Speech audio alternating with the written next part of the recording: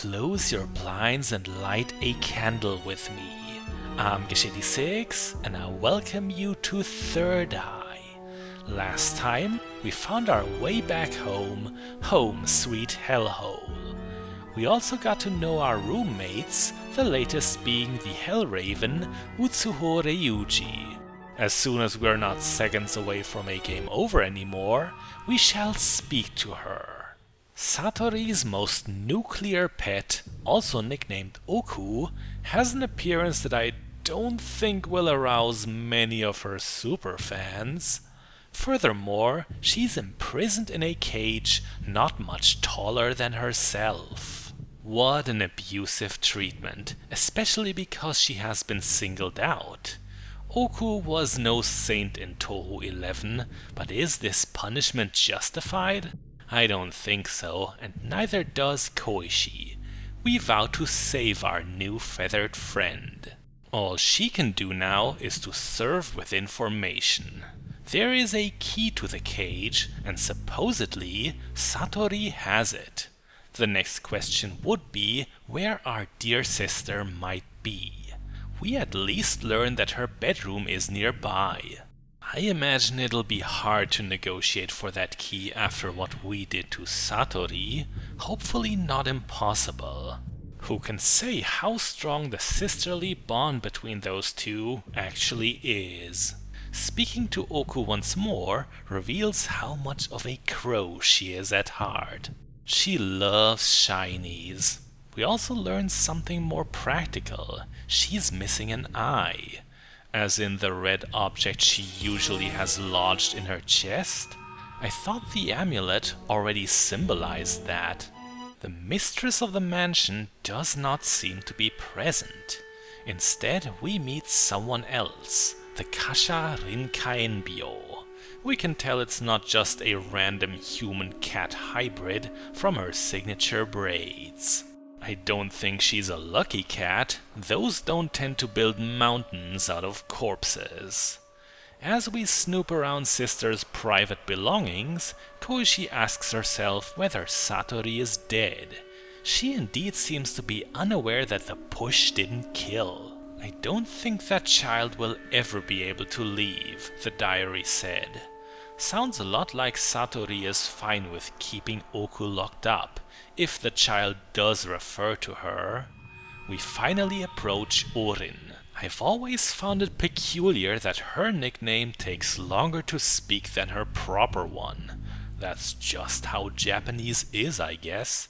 The O you put in front is meant to cutify. Orin is the first of the animals to treat us like an old acquaintance. Maybe she can help us get that key, if she isn't too loyal to her owner. I'm afraid he is out of the house. Who is he?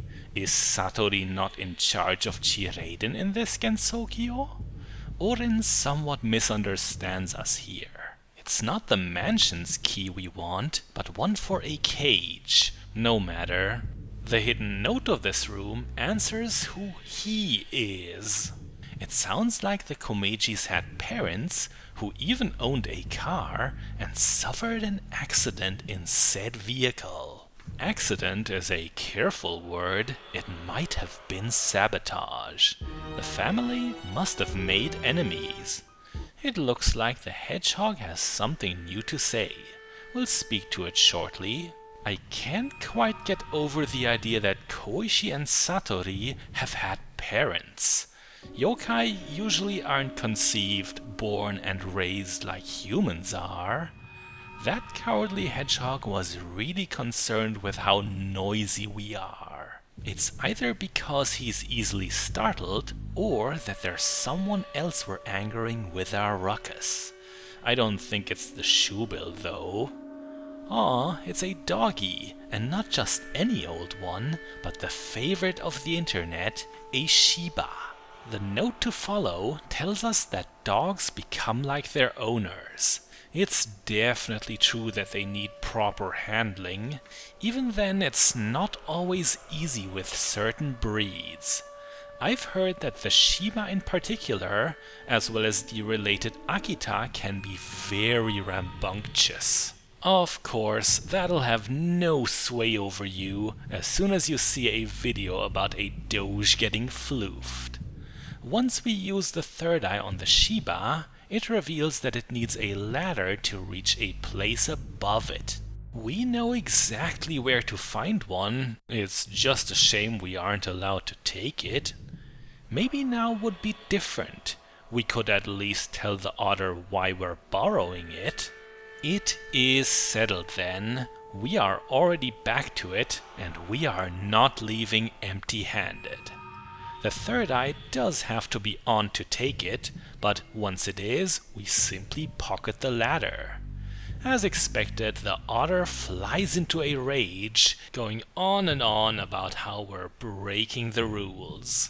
Koishi so far didn't seem too headstrong, certainly not enough to disobey her sister. Talking to the dog really did the trick. The solution was indeed to simply grow that backbone. Is the otter going to do anything? Or was he all talk? Things have changed. Well, what an unexpectedly powerful statement. It's enough to make that annoying snitch shut up and crumble. I didn't know Koishi had it in her. Going back and talking to that lackey again just has us listening to his defeated whining. Now that it's within our bottomless hat, let's examine the ladder. It's supposed to get you where the stairs don't connect. With that, we are back en route to the adorable doggo. I wonder if it and Orin get along, or if they're mortal enemies. Here you go, pupper. It may not be Beppis, but I'm sure you'll like the ladder better than Conk. Do we get anything as a reward? Or was it already a reward for Koishi to have worked on her confidence?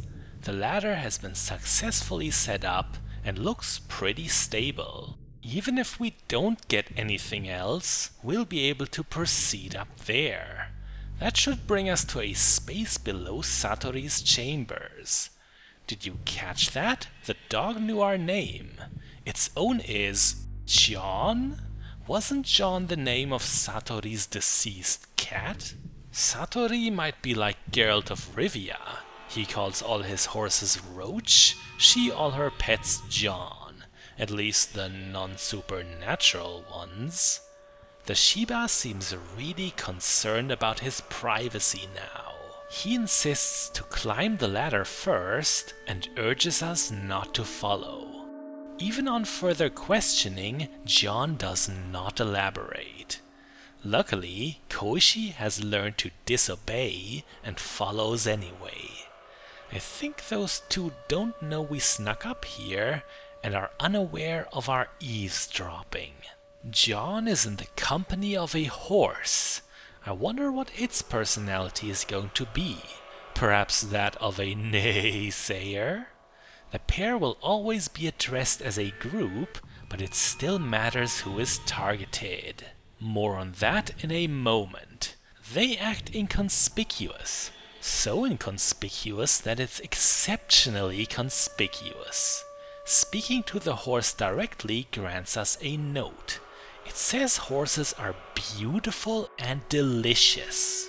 Horse salami is indeed quite good. It's not very widespread though, since they can't use racehorses. Health regulations. We accidentally went back down the ladder, sorry. The corridor extends to the right, and there we find the first animal that could rip us to shreds. What kind of wildcat is it?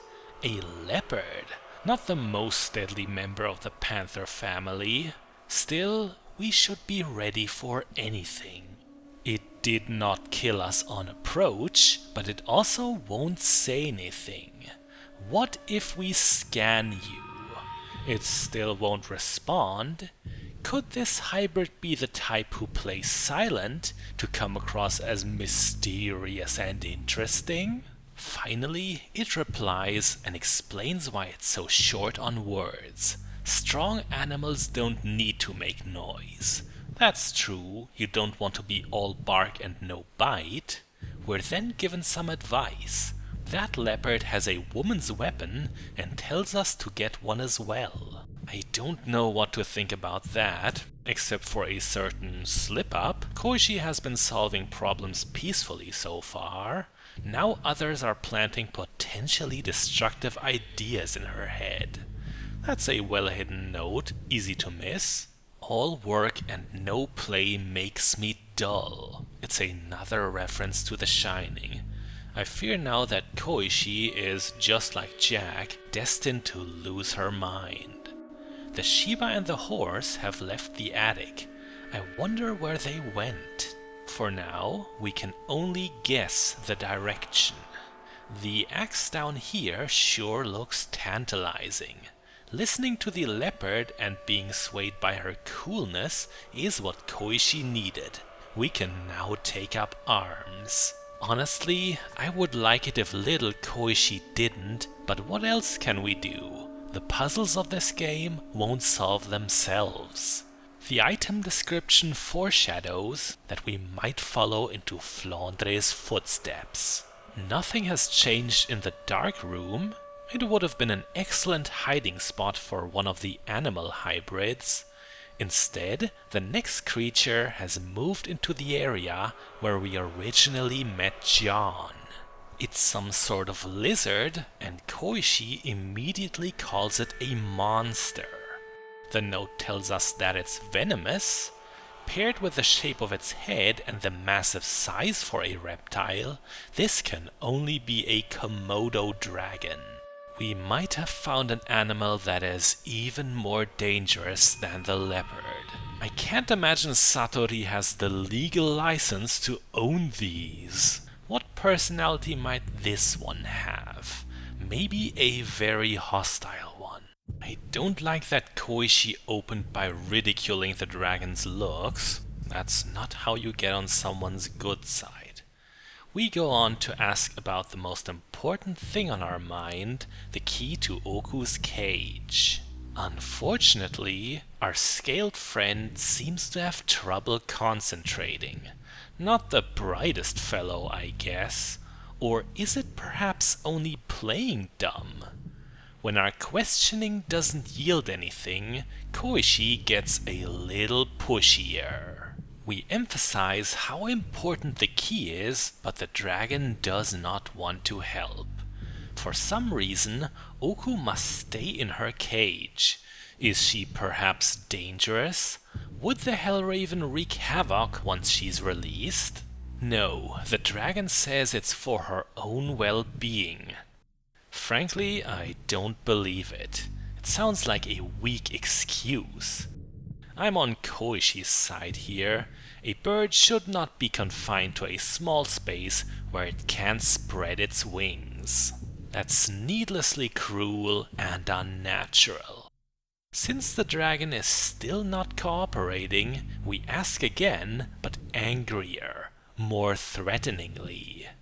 We do have the means to make it spill the beans, or its entrails. Yes, with the axe in hand, we can make weak-willed people like this dragon do our bidding. The leopard was right after all. There are perks to wielding a weapon. The dog had the key. Really, did John trick us?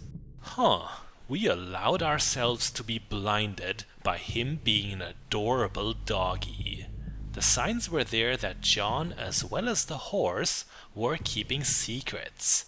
I hope we can still catch them now that the jig is up. They are still not back to the place where they originally conspired at. Does the leopard have anything new to say? Doesn't sound like it.